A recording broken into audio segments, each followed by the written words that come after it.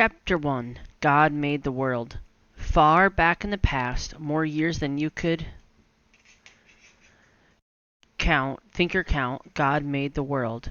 It did not look at first as it does now, for there were no live thing on it, no men, beasts, or birds, not a bush, tree, or plant, but all was dark and drear. Then God said, "Let there be light," and the light came. And God saw the light, and it pleased him, and he gave it the name of day. And when the day was gone, and the dark came back to stay for a while, he gave the dark spell the name of night. And God did these things on the first day. The next day God made the clouds and the sky in which they were to move. And he gave them the sky a name. He called it heaven. Then he drove the waters to one place where they were both deep and wide, and he called the waters seas. And to the dry land he gave the name of earth. And God made the grass to grow up out of the earth, and the trees and shrubs that have fruit on them. And the grass and the shrubs and the trees were to bear seeds, so that when these seeds were put into the ground, more grass and trees and shrubs would grow there. God did these things on the third day.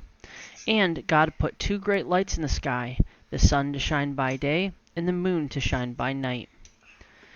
And he made the stars, and put each one in its place. And these things he did on the fourth day. And he made the great whales, and all the fish that live in the sea, and the birds that swim on it, as well as those that fly through the air, and to make their nests in the deep woods. And these things God did on the fifth day. God made the beasts, those that are wild and live in the deep dark woods, far from the homes of men, and those that are tame and of use to men, and live where the men live, such as the horse, the cow, the ox, and the sheep. And he made the things that creep on the ground, and flies and bugs that have course through the air. And then God made man, and told him that he should rule over the fish of the sea, the birds of the air, and all else that lived on the earth. And he told man that the fruit which grew on the trees and shrubs should be his food, while the beasts were to feed on the leaves and the grass that was spread on the earth.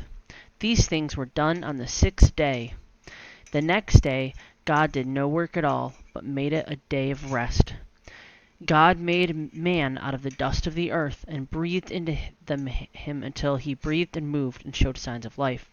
Then God made a garden for man to live in, where all sorts of trees grew that were nice to look at, and that bore fruit good to eat. And this place was called Eden, and through it flowed a large stream that kept the earth moist.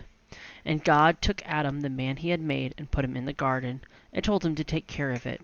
He told him that he might eat of the fruit that grew on all the trees, but one. God said he must not eat of that tree, for if he did, he would be sure to die. And all the birds and beasts came to Adam, that he might give them their names.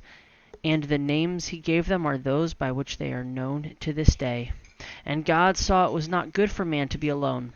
He should have someone to be with him and to help him. So he had a deep sleep fall on Adam. And while he slept, God took out one of his side, a bone, and out of this bone he made a woman. Then he brought this woman he had made to Adam, and she was his wife.